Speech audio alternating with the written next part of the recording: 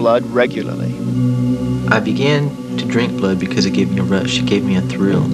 You know, it was like, wow, I'm drinking blood, you know. And then I began to like it. You know, the taste of it, I liked the taste of it. It was a very strange taste, and I liked it. And it got to the point where I had to carry blood around with me all the time, because if I didn't, I'd get to thinking about it, and that'd be all I could think about. It was like it was craving, like, you know, I needed it. Even at school, there were signs of Sean's deepening involvement in Satanism.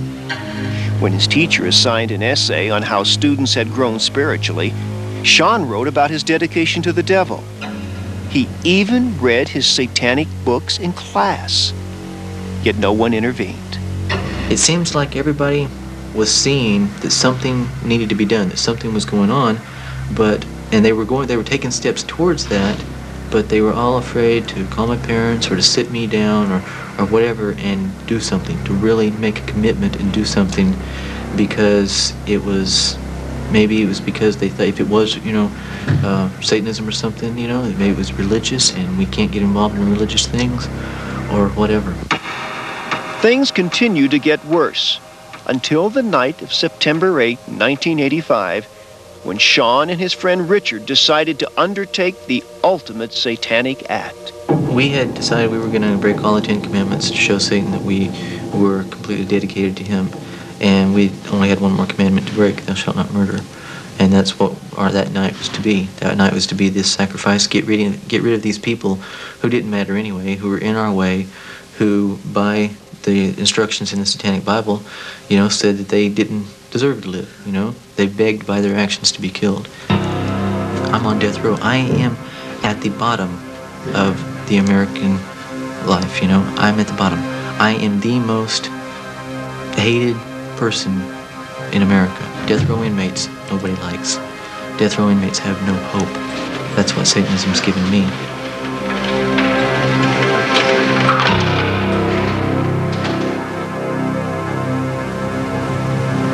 George Berlanger was also seduced into Satanism as a teenager.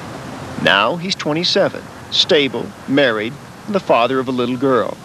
But his teen years grew violent as he became more and more deeply engulfed in satanic beliefs. I was going to kill my parents at one point. I took knives and I started down the hall, and I was going to cut my parents up. And for some reason it stopped. I was very cold, very demanding, very physically violent to my parents. Very physically violent. I used to punch my dad out. I used to hit my mom. I mean, the whole night without any remorse at all. At this point, my parents were so afraid of me. They were afraid. They were afraid for their lives. They put a deadbolt lock on their door. That's how afraid they were. In their own house. Like many other teenagers who become heavily involved in Satanism, George came from a troubled family. His father was an alcoholic who abused George and his mother. George took out his anger at school and was expelled at 16. After that, he became totally immersed in Satanism, obsessed with performing rituals, sacrificing animals, and drinking blood. It is a communion to the devil. The way that you ritualistically take the blood, do the spells with the blood, and ingest the blood is doing a communion to Satan. And when you ingest the blood, it is to accumulate power.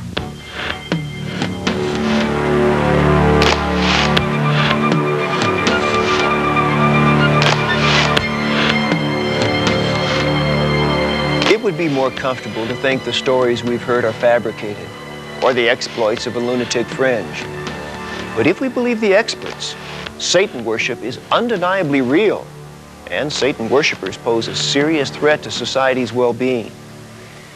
During this program, we've heard from many victims of Satanism about tragic, alarming, and nearly fatal encounters with devil worship. We've listened to those who participated willingly and those who were victimized against their wills. We've heard reports of innocent children raised in a brutal environment of torture, and teenagers who were compelled to commit crimes and to kill in the name of Satan. All these accounts could make us question our fundamental faith in the decency and goodwill of humanity.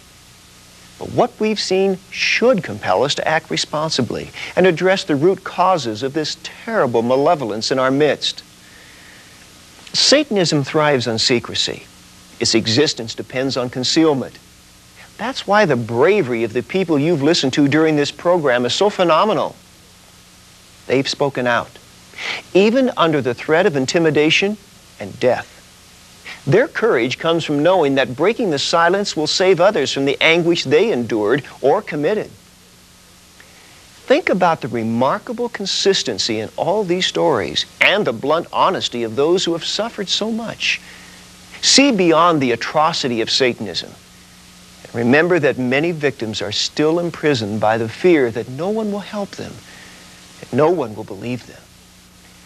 The seduction of Satanism will end when you and I confront this national tragedy by marshaling the forces of our schools, churches, community organizations, law enforcement associations, and social agencies.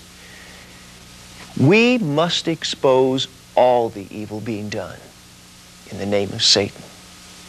I'm Bob Larson.